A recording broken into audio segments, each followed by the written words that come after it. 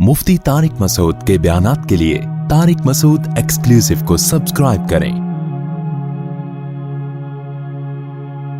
Tariq Masood exclusive.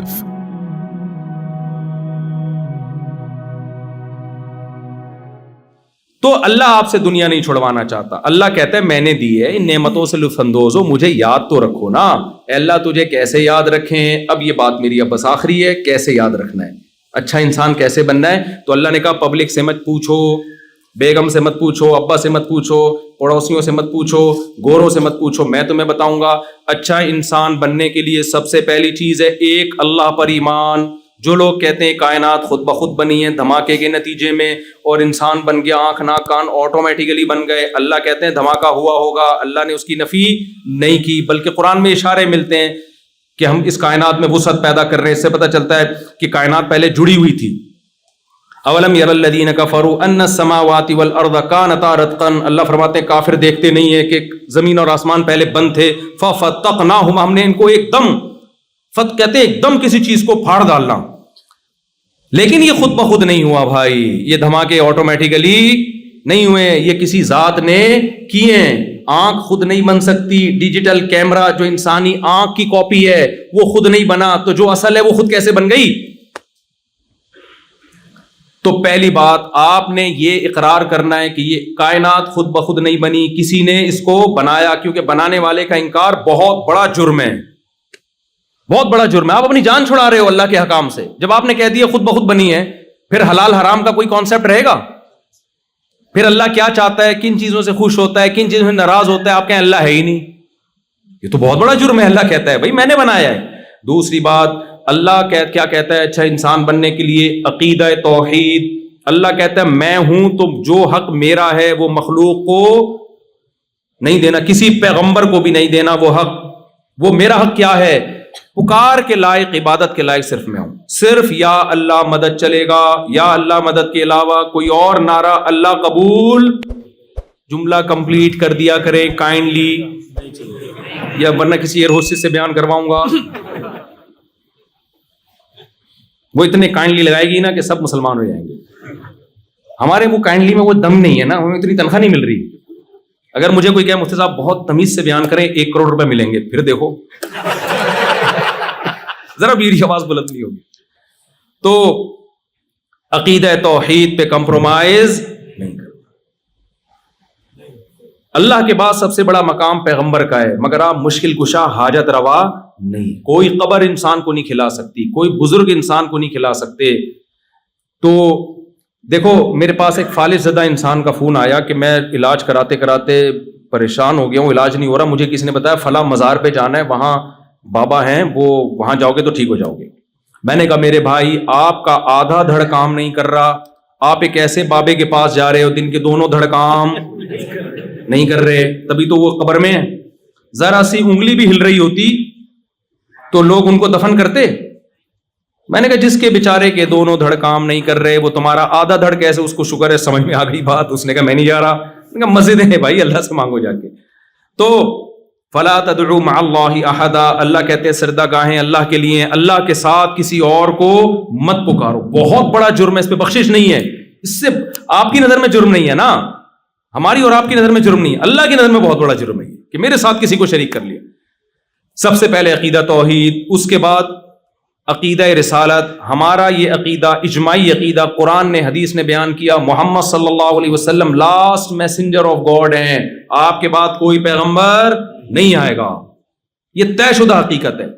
तीसरी बात, ये तो अकीदे की बात हो गई। आखिरत पे अकीदा, हम मर के खत्म नहीं हो जाते, हमारी बॉडी खत्म होती है।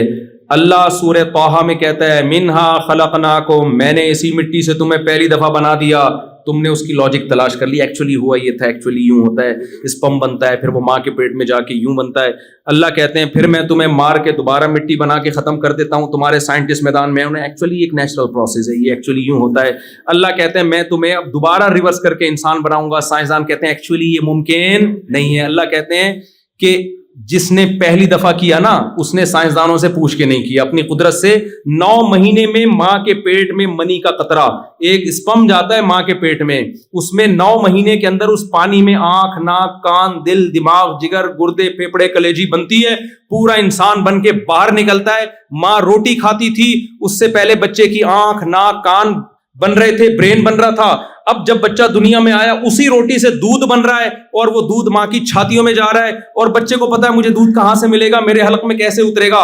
اللہ کہتے ہیں جو سائنٹسٹ یہ کہہ رہا ہے کہ یہ خود بخود ہو رہا ہے، وہ اللہ کا بہت بڑا مجرم ہے، وہ تمہیں خدا سے ہٹا رہا ہے۔ اکفرت بالذی خلقک من تراب، تم ان ایتھیسٹ سائنسدانوں کی باتوں میں آ کے اس خدا کا کیسے انکار کر رہے ہو جس نے تمہیں مٹی اور پانی سے بنایا؟ تمہاری عقل کو کیا ہو گیا؟ بھائی آٹومیٹیکلی نہیں ہے، یہ وہ ذات کر رہی ہے جس نے ہمیں بنایا۔ وہ خدا کہتا ہے کہ جس نے پہلی دفعہ بنایا وہ مٹی میں جان ڈال کے دوبارہ تمہیں انسان بنا کے حساب و کتاب کے کٹہرے میں کھڑا کرے گا۔ یہ کس کا؟ میرا اور آپ کا عقیدہ ہے یا نہیں ہے؟ اس پہ قائم رہو، اپنی اولادوں کو سکھاؤ بیٹا ہم مر کے ختم نہیں ہوتے۔ بچہ کہے گا ابو یہ تو جب کیڑے کھا جاتے ہیں ختم، اس کو بولو بیٹا پہلے کچھ نہیں تھے، جس نے بنا دیا تو ریپیئر کرنا تو آسان ہوتا ہے پہلی دفعہ بنانے سے، وہ دوبارہ بنائے گا۔ وَهُوَ بِكُلِّ خَلْقٍ عَلِيمٌ، وہ ہر طرح سے پیدا کرنا جانتا ہے وہ۔ یہ ہمارا عقیدہ ہے، اس کے بغیر اللہ کی نظر میں ہم اچھے بولو نہیں۔ یہ آخری بیان ہے، تھوڑا سا 5 منٹ میں آپ کے زیادہ لے رہا ہوں میں۔ بھائی تھک تو نہیں گئے؟ کوئی مسئلہ تو نہیں؟ جلدی سے میں چاہ رہا ہوں جلدی سے سمیٹوں میں، مجھے کہیں بٹھا دو نا پولیس بلوانی پڑتی ہے اٹھانے کے لیے۔ تو زندگی کا آخری نہ ہو، یعنی اس سفر کا، آسٹریلیا کا۔ بعض دفعہ کلپ چلا دیتے ہیں مفتی صاحب کا آخری، تو پتہ نہیں اس کے بعد کیا ہونے والا ہے ان کے ساتھ۔ تو اب کیا ہے میرے بھائی، اللہ تعالیٰ کیا فرماتا ہے؟ عقیدہ توحید، عقیدہ رسالت، آخرت کہ ہمیں موت کے بعد دوبارہ زندہ ہوں، عقیدہ تقدیر کہ اچھا برا سب پہلے سے طے شدہ ہے، کچھ بھی ہوتا ہے اپنی طرف سے کوشش کرو اچھا ہو برا نہ ہو، جب ہو جائے ما قدر اللہ، جو کام طے ہونا تھا وہ ہو گیا۔ اب ٹینشن لینے کا۔ ایک سعودی عرب میں ایک عربی اپنے 2 بچوں کے ساتھ جا رہا تھا، پیچھے سے گاڑی آئی، بچے کی انگلی چھوٹ گئی نا، ہاتھ چھوٹ گیا، وہ کہیں روڈ پہ آ گیا بیچارہ بچہ، گاڑی نے اٹھا کے مارا اس کو، وہ درخت پہ جا کے چپکا ہے بچہ، اس کے سامنے بچے نے دم توڑا ہے۔ عربوں میں جہاں کچھ خامیاں ہیں وہاں کچھ بہت ساری خوبیاں بھی ہیں۔ وہ شخص جو اس کے ساتھ تھا نا، عربی کہہ رہے میں نے اس عربی کا حوصلہ دیکھا، اس عربی نے کہا ما قدر اللہ، جو مقدر تھا وہ، کیونکہ اس میں نہ بچہ تو بیچارہ بچہ ہے، نہ باپ کی غلطی، باپ تھوڑی وہ کرتا۔ تو وہ گاڑی والا اٹھ کے آیا، اس نے کہا میں دیت دینے کے لیے تیار ہوں۔ اس نے کہا یار تمہاری کوئی غلطی نہیں ہے، اس کی غلطی بھی نہیں تھی گاڑی والے کی نا، وہ روڈ پہ بچہ خود ہی آ گیا۔ تو مسلمان کے لیے عقیدہ تقدیر کی بیس پہ بڑے بڑے غموں کو پی جانا آسان ہے، کبھی مسلمان خودکشی کی طرف نہیں جاتا۔ کہتا ہے یار جو مقدر میں تھا، جب میں نے دوسری کی نا پٹا تو میں نے کہا ما قدر اللہ، ہاتھوں سے نہیں پیٹا کسی نے، جو زبان سے کوٹا گیا مجھے۔ تو میں بھی یہی سوچ کے صبر کیا، بھائی مقدر میں تھی، اب مجھے سمجھ میں آ رہا تھا خوش ہونے کا موقع ہے، غم کا موقع ہے، صبر والی آیتیں میں دیکھوں جا کے یا شکر والی، بہت اب تک اس طرح کی کنفیوژن چل رہی ہے۔ خیر اب تو اللہ کا شکر ہے شکر والی آیتیں زیادہ آ گئی ہے دماغ میں۔ تو ما قدر اللہ یہ لفظ اور یہ جملہ یاد کر لیں۔ ایک یہ، دوسرا جب بھی کوئی پریشانی ہو، انا للہ و انا الیہ راجعون، ہم اللہ کے غلام ہیں بھائی، ہمیں بنایا گیا ہے، ہم بنے نہیں ہیں، ہماری نہیں چلے گی، چلے گی کس کی؟ اس کی، ہم اللہ کے غلام۔ و انا الیہ راجعون، جانا کس کی طرف ہے؟ کیا مطلب؟ اس غم پہ صبر کریں گے اجر مل جائے گا۔ نبی نے فرمایا جس عورت کا 1 بچہ مر گیا، 2 بچے مر گئے، اس نے صبر کیا تو اللہ میں اس کے لیے جنت کی ضمانت لیتا ہوں۔ صبر، کیونکہ عورت کے لیے اس سے بڑا غم کوئی نہیں ہوتا۔ بھائی مسلمان نہیں خودکشی کی طرف جاتا، مسلمان کہتے ہیں یہ تو کس نے کی؟ یعقوب علیہ السلام سے زیادہ غم کسی کے پاس ہو سکتا ہے؟ اتنا محبوب بچہ گم ہو گیا بچپن میں، ساری زندگی اس کی یاد میں روتے رہے ہیں، زبان سے ناشکری کا ایک لفظ نہیں نکل رہا، ایک لفظ نہیں نکل رہا، دعائیں مانگتے رہے ساری زندگی، اور دعاؤں کا صلہ کیا ملا؟ دوسرا بچہ بھی گم گیا۔ لیکن کیا بھائی کون کر رہا ہے؟ یہ اللہ کر رہا ہے بھائی، اللہ کی ہم پہ چلے گی۔ ایک جملہ بھی ہم ہوتے، ہم کہتے لو دعائیں مانگ رہے ہیں اور اللہ نے بجائے پہلا بچہ لوٹانے کے دوسرا بھی اٹھا لیا۔ یہ کیا ہے؟ مذہب چھوڑ دیتے ہیں لوگ، اسلام چھوڑ دیتے ہیں، اللہ کو برا بھلا کہنا شروع کر دیتے ہیں۔ بھائی وہ دعائیں وہ کوئی روحانی عامل کے پاس نہیں کہ میرا ذائچہ نکال کے بچہ نکالو کہاں ہے. کو پتا تو روحانی عاملوں کے پاس کچھ بھی نہیں ہوتا. کس سے دعا مانگی ہے؟ اللہ سے. بھائی صبر، فصبر جمیل، صبر جمیل اس صبر کو کہتے ہیں، ایسا صبر جس میں شکایت ذرا بھی نہ ہو. رو رہے ہیں، آنکھوں کی بینائی تک چلی گئی، زبان سے وہ نکلے گا جس پہ اللہ راضی ہوگا. جو غیر اختیاری غم ہوتا ہے وہ تو اختیار میں نہیں ہوتا نا، وہ تو محبت کی وجہ سے، وہ تو دینداروں کو بھی ہوتا ہے، وہ تو نیچرل ہے، وہ تو ہونا بھی چاہیے، نہ ہونا اس کی علامت ہے آپ کو محبت ہی نہیں تھی. تو زبان سے نہیں، کوئی خودکشی نہیں، کوئی ڈپریشن کے ڈاکٹر کے پاس نہیں گئے، نفسیاتی ڈاکٹر کے پاس. بھائی ان ڈاکٹروں کے پاس حل نہیں ہے ڈپریشن کا، ڈپریشن کا حل اللہ رسول کے پاس ہے. تو آپ نے عقیدہ تقدیر پہ بولو مضبوط ہونا ہے. اس سے آپ کو اسٹریس سے نجات ملے گی، ڈپریشن سے نجات ملے گی. ہاں اپنی حماقتوں کی وجہ سے جو مصیبتیں آ رہی ہیں اس میں تقدیر کا عقیدہ سوچنے کی اجازت نہیں ہے، اس میں توبہ استغفار. آپ نے کوئی الٹے کام کرنا شروع، سست پڑے ہوئے ہیں، کاروبار نہیں ہے کیونکہ ہل نہیں رہے، نہ پڑھ رہے ہیں، اور جب فاقے پڑھنا شروع ہوئے تانے، یار اللہ نے میرے مقدر میں روزی نہیں لکھی ہوئی. بھائی تو آپ اپنا پورا کام کرو، پھر تقدیر کا عقیدہ ہے. آپ ہی پوستیوں کی طرح پڑے ہوئے ہو تو پھر نہیں ہوتا یہ. چوتھا کام، اللہ نے جو سب سے زیادہ جس کو ویلیو دی ہے، جو اللہ کو مانتا ہے، قرآن میں جگہ جگہ عقیدہ توحید اور رسالت اور آخرت کے عقیدے اور تقدیر کے عقیدے کے بعد اللہ نے جس چیز کو سب سے زیادہ فوکس کیا ہے، نماز. یقیمون الصلاۃ، اللہ کہتے ہیں جو ہم پر ایمان رکھتے ہیں وہ نماز پڑھتے نہیں ہیں، قائم کرتے ہیں. پڑھنے اور قائم کرنے میں فرق ہے. ٹرخانے والی نماز پڑھی جاتی ہے، اور جو باقاعدہ جماعت کے ساتھ مسجد میں حاضری خشوع و خضوع کے ساتھ ہوتی ہے اس کو اقامت صلاۃ کہتے ہیں. جگہ جگہ قرآن اقامت صلاۃ کا حکم دیتا ہے، نماز پڑھنے کا حکم نہیں دیتا. بھائی اگر آپ مانتے ہو کہ اللہ نے ہمیں بنایا اور یہ نعمتیں اللہ نے ہمیں دی ہیں تو آپ کو 5 ٹائم مردوں کو مسجد میں حاضری دینی پڑے گی. آج سے عزم کرو، زمین آسمان ادھر سے ادھر ہو جائے، نماز ضائع نہیں. اللہ نے سفر میں آدھی کر دی ہے، قضا کرنے کی اجازت نہیں دی ہے. جہاز میں جب بیٹھو سفر میں، بھائی نماز کی ٹائم وضو کر کے بیٹھو. جہاز میں کھڑے ہو کے نماز پڑھنا فرض ہے، ممکن نہ ہو تو بیٹھ کے پڑھ لو احتیاطاً اس کو، کیونکہ فرض نماز کھڑے ہو کے ہوتی ہے، بیٹھ کے نہیں ہوتی فرض نماز. تو اب پڑھنے نہیں دیتے جہاز میں تو مجبوری ہے، قضا ہو رہی ہے تو پھر بیٹھ کے پڑھ لو. بہتر یہ ہے کہ اس کو پھر بعد میں لوٹا لو اس کو، لیکن قضا نہیں ہونے دینا کسی قیمت پہ. سمجھ میں آ رہی ہے بات؟ بعض علماء کہتے ہیں بہتر نہیں ہے، واجب ہے، اس کو لوٹانا پڑے گا آپ کو. خیر ابھی میں اس فقہی مسئلے کی بحث میں نہیں جاتا.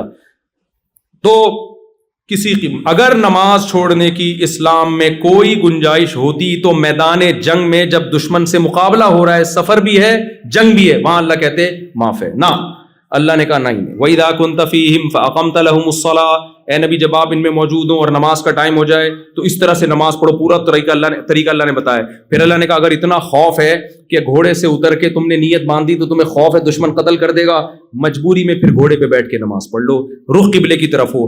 اللہ نے کہا اگر قبلے کی طرف رخ کر کے بھی خطرہ ہے کہ دشمن مار دے گا تو جہاں بھی رخ ہے، اَيْنَمَا تُوَلُّوا فَثَمَّ وَجْهُ اللَّهِ، جہاں رخ کرو گے وہاں اللہ ہے، تو تم وہیں جہاں بھی رخو وہیں منہ کر کے نماز پڑھ لو. اے اللہ تو ہمیں اتنی ٹینشن کیوں دے رہا ہے؟ سوال پیدا ہوتا ہے. جنگ کے بعد پڑھ لیں گے آرام سے. اللہ نے اگلی آیت میں فرمایا ان الصلاۃ کانت علی المؤمنین کتابا موقوتا. دیکھو اصل بات یہ میدان جنگ میں نماز کا حکم اس لیے دے رہے ہیں کہ صرف مسلمانوں پہ صرف نماز فرض نہیں ہے، مقررہ اوقات پہ فرض ہے. ٹائم چلا گیا تو نماز چلی گئی. لوگ آخر میں شام کو آ کے ساری نمازیں پڑھ رہے ہوتے ہیں.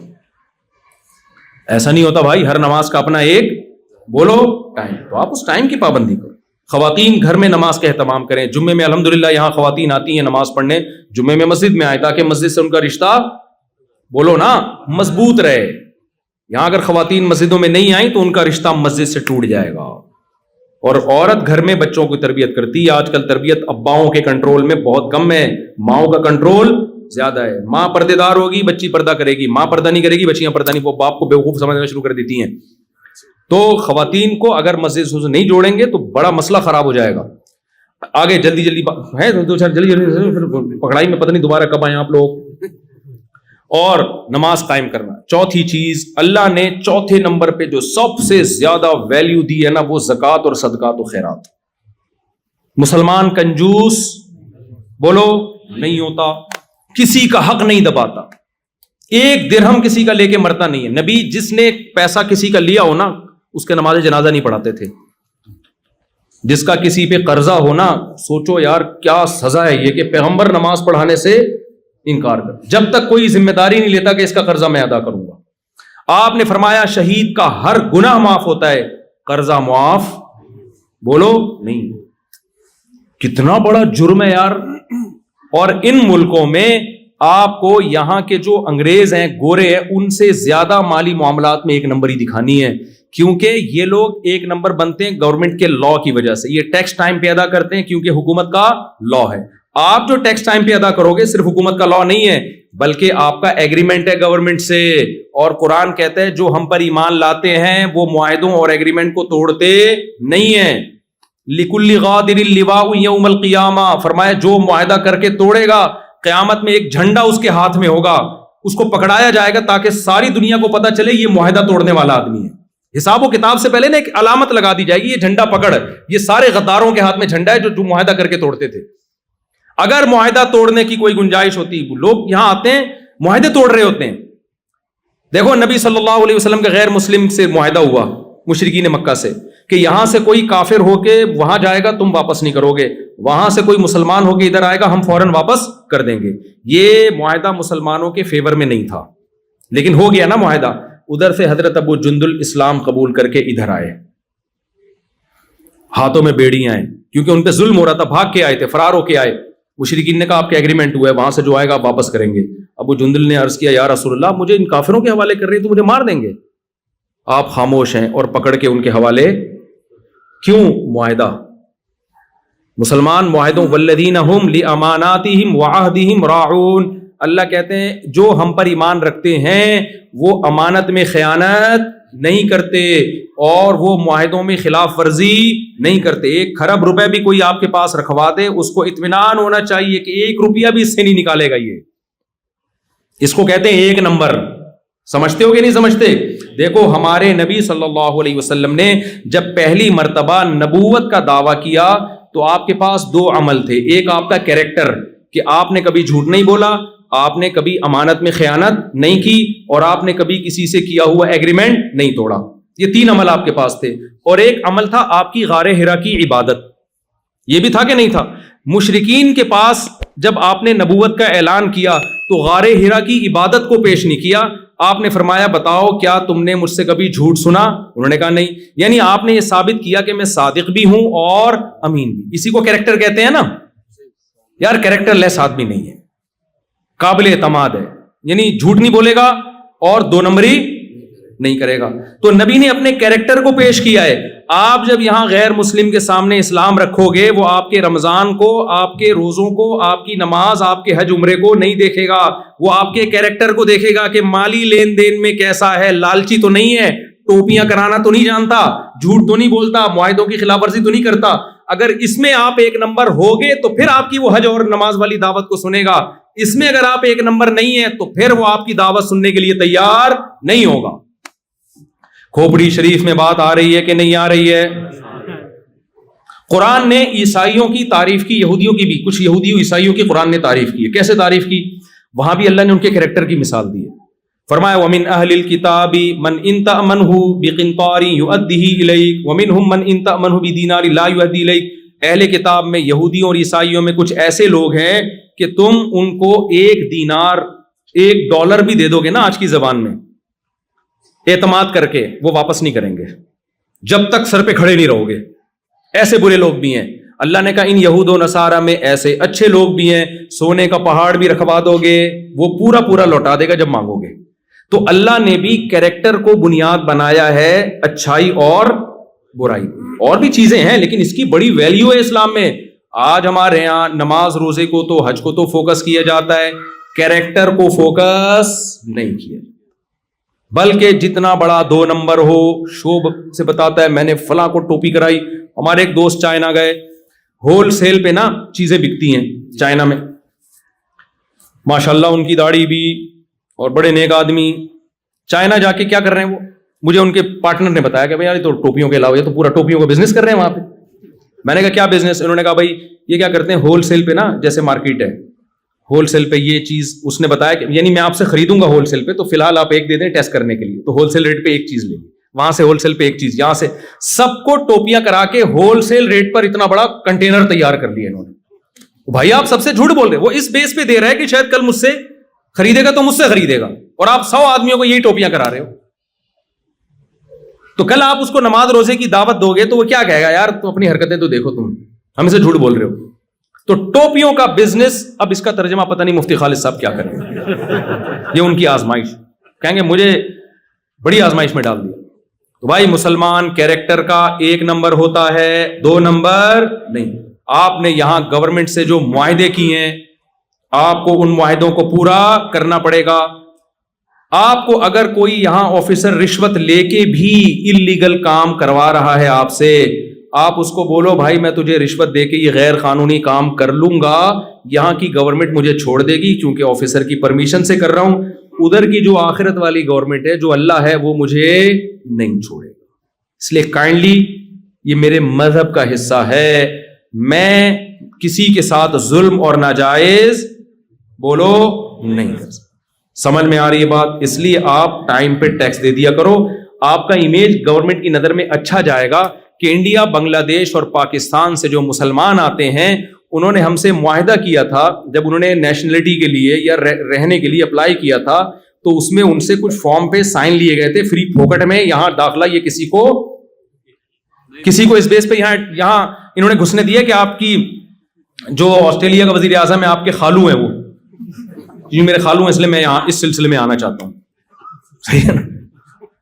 اب آپ جب گھر میں بیگم کے پاس جاؤ نا تو آپ بولو میں اس سلسلے میں بیگم آپ سے ملاقات کے لیے حاضر ہوں کہ آپ میری وائف ہیں, ورنہ تو ٹائم دیتے نہیں نا آج کل لوگ بیویوں کو.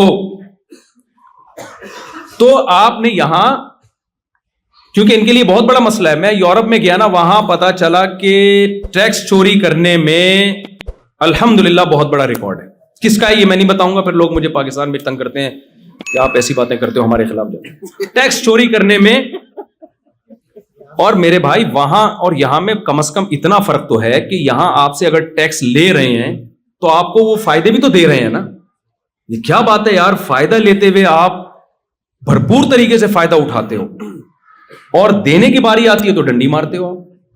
ہانگ کانگ میں نے ایسے مسلمز دیکھے ہیں جو کیا کر رہے ہیں, اپنے آپ کو بے روزگار شو کر کے فری پھوکٹ کے پیڑے کھا رہے ہیں گورنمنٹ سے لے کے. یہاں بھی ایسے ہوں گے ماشاءاللہ, شاید بیان میں بھی ہوں, اللہ معاف فرمائے. اب توبہ کر لو بھائی. $3,000 آسٹریلین گورنمنٹ دے رہی تھی بے روزگاروں کو. چھپڑ میں کاروبار چل رہا ہے, مزدوری چل رہی ہے, کام چل رہا ہے, اور ادھر سے کیا لے رہے ہیں, بے روزگاری کا الاؤنس لے رہے ہیں. کس قدر بے شرمی کی بات ہے.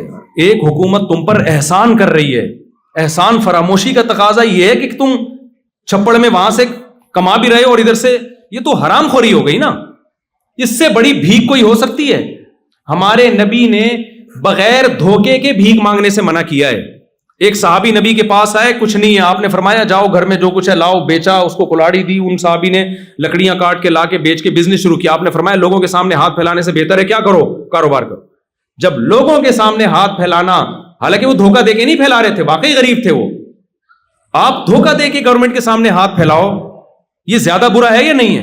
اور اس سے اسلام بدنام ہو رہا ہے, آپ کا کنٹری بدنام ہو رہا ہے, آپ کا ملک کا امیج. ہم حکمرانوں کو گالیاں دیتے ہیں یار ہمارا امیج خراب کر کے رکھا ہوا ہے, تو عوام نے کون سا اپنا امیج پاکستان کا بحال کر کے رکھا ہوا ہے؟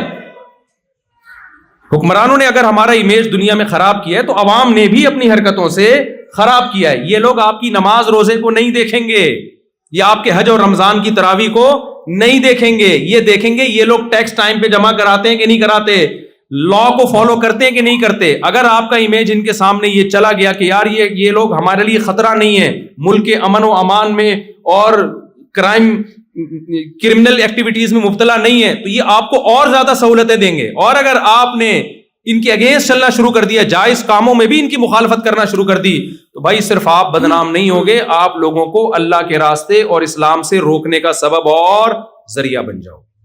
تو اس لیے معاہدوں کی خلاف ورزی بولو مت کرو. آخری بات, بس سچی مچی کی آخری, سچی مچی کی آخری, وہ یہ ہے کہ اسلام نے آپ کو نماز کا حکم دیا, خرچ کرنے کا حکم دیا, آپ نے لوگوں پہ بھی خرچ کرنا ہے, مسجد میں بھی خرچ کرنا ہے, دینی مدرسوں پہ بھی, غیر مسلموں پہ بھی خرچ کرنا ہے. آپ کو کوئی ضرورت مند, کل مجھے کسی نے بتایا, عالم ہے وہ, علماء عالم تو نہیں, علماء کے ساتھ بیٹھتے ہیں, ایک گورے کو ضرورت تھی, کہتے میں نے اتنا خرچ کیا اس کے اوپر, وہ بڑا حیران ہو رہا تھا. بھائی ہر ایک پہ خرچ کرو, انسان پہ خرچ کرو, آپ مسلمان کنجوس نہیں ہوتا.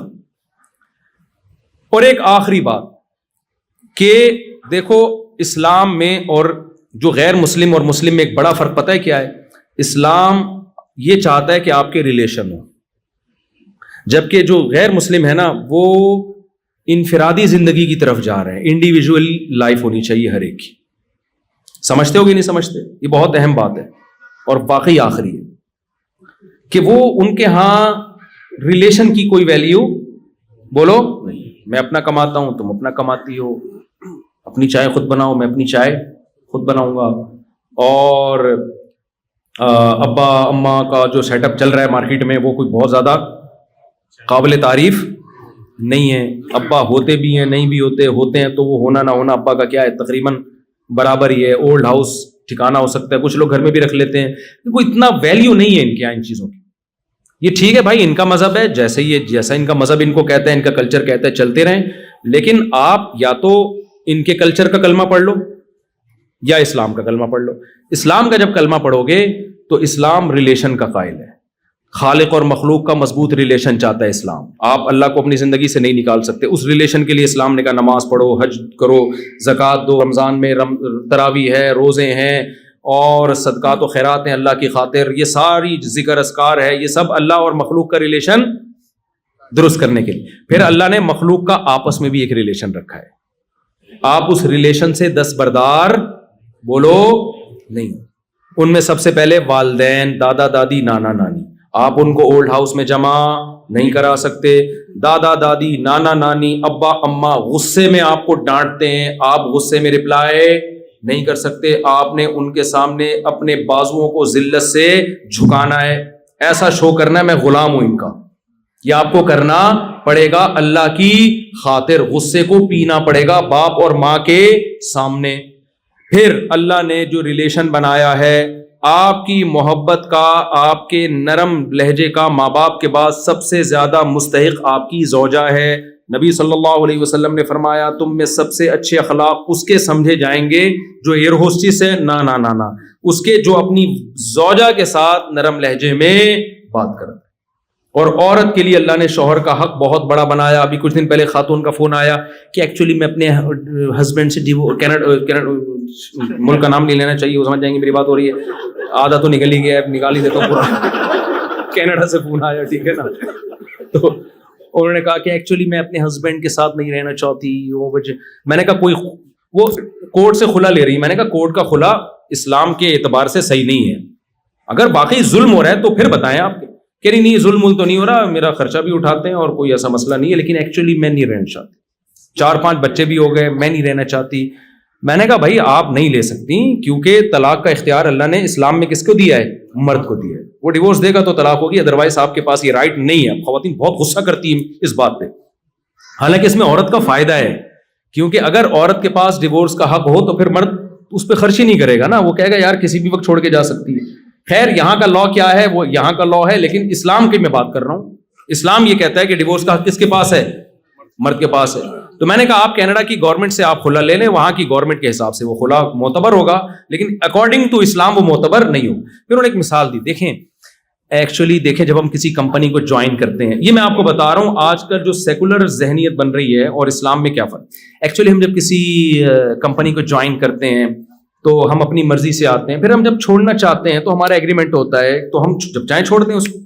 تو یہ شادی بھی تو ایک کانٹیکٹ ہے نا, ایگریمنٹ ہے نا, کہ ہم دونوں اکٹھے لائف گزاریں گے, ہمارے غم اور خوشیوں میں شریک ہوں گے. تو اب میں اس کانٹریکٹ کو ختم کرنا چاہتی ہوں, تو اس میں کیا خرابی ہے؟ میں نے کہا دیکھیں آپ کا جو میاں ہے وہ کمپنی نہیں ہے, وہ کوئی نیسلے کی کمپنی بولو یا شنگریلا کمپنی نہیں, وہ میاں ہے, وہ کہ کانٹریکٹ ہوا تھا, جب کانٹریکٹ ختم کر, میاں بھی جب چھوڑنا چاہتا ہے نا تو اس کے لیے بھی ایک طریقہ رکھا ہے. ایک طلاق ہے, پھر دوسری ہے, اور اگلے طہر میں ہے, اسی وقت نہیں دینی. اور اس میں بھی پہلے اللہ نے کہا کہ خاندانوں کو بٹھاؤ, جوڑ کی کوشش کرو, وہ بھی ناکام ہوتی ہے. تو پھر جو ہے اور بہت سارے پروسیس اسلام نے بتائے ہیں, محبت سے وغیرہ, بستر الگ کر دو, روٹھ جاؤ. اس کے بعد جا کے پھر رکھا ہے کہ مجبوری ہو تو پھر ایک دفعہ اور اس میں بھی رجوع کا حق رکھا ہے اگلے مہینے 3 مہینے سے پہلے ایک پروسیس بیان کیا, اور اس کو بھی اس سارے پروسیس کے بعد بھی ناپسندیدہ کیا ہے کہ اچھا کام نہیں کر رہا ہے, کوئی اپریشیٹ ماشاء اللہ 6 عورتوں کو طلاقیں دے چکا ہے, اس کو ایوارڈ ملنا چاہیے, کوئی قابل تعریف کام بولو نہیں. اور آپ کے پاس تو رائٹ اس وقت ہے جب کوئی بیسک حقوق میں ڈنڈی مار رہا ہو, بیسک حقوق میں, تو اس کی بھی ایک ڈیٹیل ہے, ایسا نہیں ہے کہ وہ چھوٹی موٹی باتوں پہ جو ہے نا وہ کھلا لینا شروع کر دیں. تو میں نے کہا آپ اپنے میاں کو کمپنی سمجھ رہی ہیں, یہ نیسلے کی کمپنی بولو بھائی یہ میاں ہے, اس کا ریلیشن ہے, اس کو راضی کریں گی تو جنت میں جائیں گی, یہ ناراض ہوگا تو جنت نہیں ملے گی.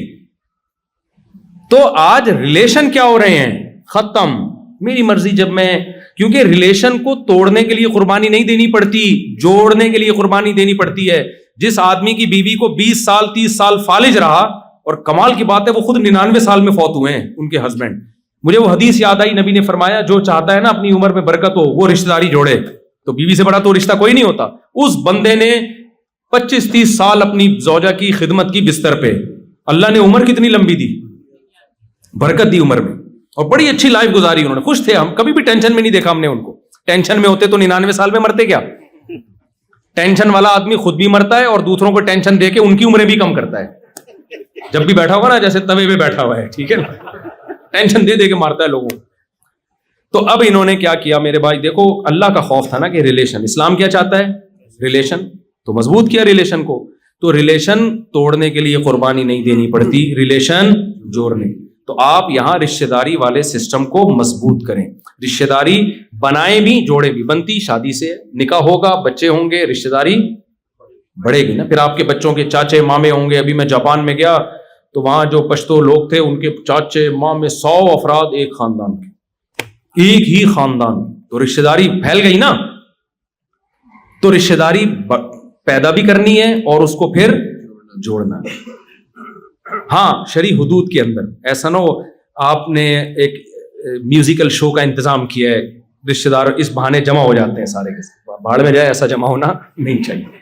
یا بے پردگی شروع ہو جائے کہ اپنی وائف کو ان کے اس کے ہسبینڈ سے ملا رہے ہیں اور اس کی وائف آپ سے ہا ہا ہو ہی کر کے مل رہی ہے تاکہ ہم ایک فیملی کی طرح. نہ بھائی, محرم نامحرم کا فرق اللہ نے رکھا ہے. اس محرم نامحرم کے فرق کے ساتھ رشتہ داری کو آپ کو جوڑنا پڑے گا, گیدرنگ کرنی پڑے گی, ایک دوسرے پہ خرچ کریں, ایک دوسرے کو دیکھیں, کوئی ضرورت تو نہیں ہے.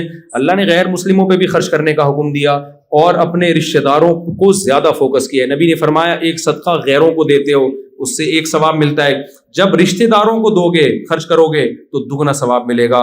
کیوں؟ ایک صدقے کا, ایک رشتہ داری جوڑنے کا. کیونکہ پیسوں سے جتنا رشتے جڑتے ہیں دنیا میں کسی چیز سے نہیں. کتنا بھی روٹھا ہوا ہو نا, پیسے پکڑا دو اس کی جیب.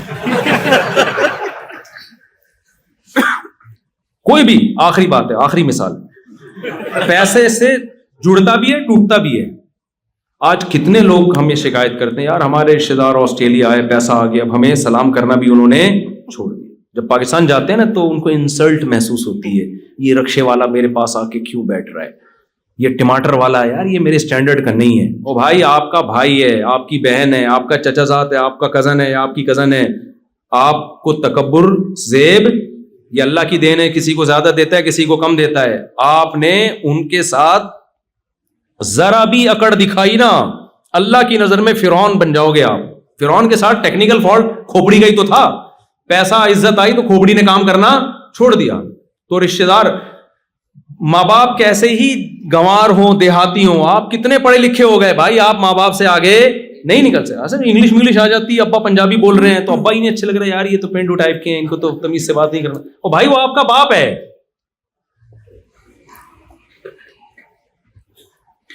آپ کو اسی کے قدموں میں, جاہل باپ کے جاہل ماں کے قدموں میں ہی جنت تلاش کرنی پڑے گی, آپ اس سے آگے نہیں نکل سکتے.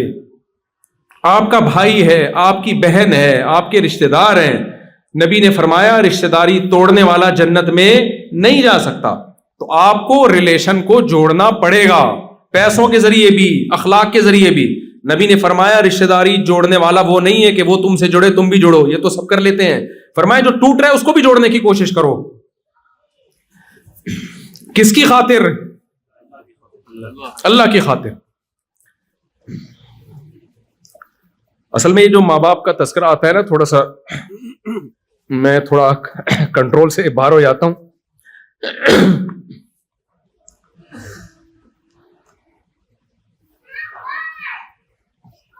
کیونکہ ہم نے تو دیکھا ہے نا ماں باپ کی محبت، تو مجھے بڑی حیرانگی ہوتی ہے کہ یار ماں باپ کو کیسے بھولتے ہیں لوگ. یعنی والدین سے زیادہ تو کوئی تصور، کوئی محبت کی مثال دی نہیں جا سکتی، کوئی مثال نہیں دی جا سکتی. اس کو آ کے کیسے بھولتے ہیں یار. میں تو یعنی بہت حیرانگی ہوتی ہے کہ ماں باپ کو کیسے بھول جاتے ہیں. ابھی کچھ دن پہلے کسی نے بتایا کہ کوئی خاتون اپنے ماں کو ڈانٹ رہی تھی. اس بیچاری سے امیگریشن میں کوئی اس کو نہیں آ رہا ہوگا بورڈنگ کارڈ کیسے لگایا جاتا ہے، پڑھی لکھی نہیں ہے، تو اس کو سنا رہی ہے، گھنٹے سے سمجھا رہی ہوں. تو یار یہ تم پڑھے لکھ گئے ہو، وہ تھوڑی پڑھے لکھے ہیں. ایک باپ نے، بوڑھے باپ نے اپنے بیٹے سے پوچھا بڑھاپے میں نا، کیونکہ آج کل اولادوں کے پاس، بوڑھے ماں باپ کے پاس بیٹھنے کا ٹائم نہیں.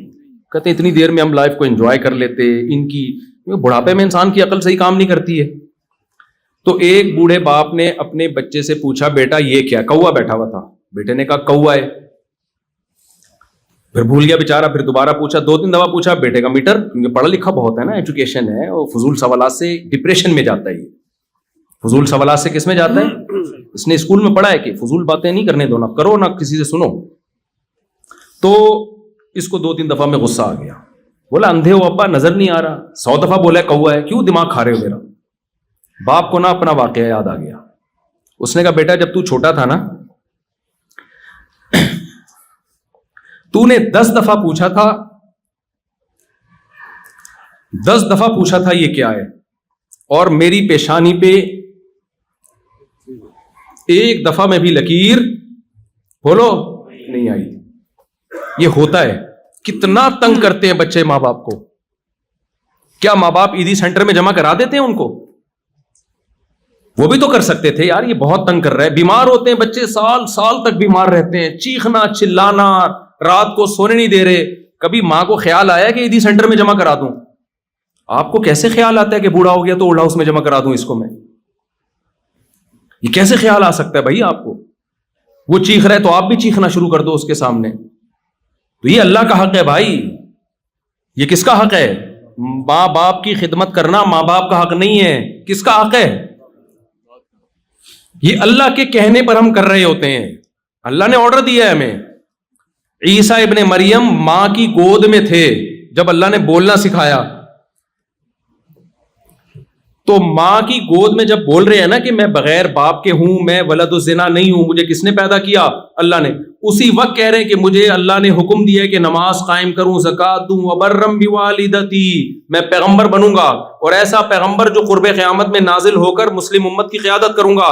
لیکن مجھے حکم دیا ہے کہ میں اپنی ماں کے ساتھ اچھا سلوک کروں. اتنے بڑے پیغمبر کو اللہ ماں کی گود میں بتا رہا ہے کہ بڑے ہو کر اپنا مقام دیکھ کر اپنی ماں کو تمہیں بھولنے کی اجازت بولو نہیں ہے. تو بھائی یہ بہت بڑا حق ہے، اس کو آپ ہلکا نہ سمجھیں. یہاں نسلیں بڑی بدتمیز ہو رہی ہیں آج کل کی. جن گھروں میں ماں باپ کا احترام ہے نا، وہ پتہ ہے وہ ماں باپ ہیں جنہوں نے اپنے باپ اور ماں کی حیثیت ہی ختم کر دی ہے. وہ اولاد کے سامنے جھک گئے ہیں. ان گھروں میں ماں باپ کی چلتی ہے، یعنی ماں باپ کے ساتھ اچھا سلوک ہے. کیونکہ باپ اپنے آپ کو باپ سمجھتا ہی نہیں ہے. اس نے کمپرومائز کر لیا، بھائی یہ بیٹا ہے، کسی بھی وقت اس کا میٹر گھوم سکتا ہے. میرے پاس کیس آتے ہیں نا کراچی میں، تو باپ بگڑا، بیٹا بگڑا ہوا ہے تو باپ بیٹے کو لے کر آتا ہے کہ یہ بگڑا ہوا ہے. بیٹا اتنی اونچی آواز سے بات کر رہا ہوتا ہے نا، اور باپ بڑے نرم لہجے میں. باپ کو ڈر ہوتا ہے اگر میں نے تھوڑا اونچی آواز سے بات کی، یہی مفتی صاحب کے سامنے مجھے سنا دے گا. پھر بیٹا بتا رہا تھا میرا باپ یہ ہے، میرا باپ یوں ہے. مجھے لگتا ہے کہ یار تو اپنے اسٹائل سے بتا رہا ہے کہ باپ تو ہے اور اولاد تو نے اس کو بنا کے رکھا ہوا ہے. تو بھائی اللہ کے بعد سب سے بڑا حق کس کا اللہ نے دیا ہے؟ اولڈ ہاؤس میں نہیں جمع کراؤ، ان کی خدمت کرو، ان کے پاؤں میں جنت تلاش کرو.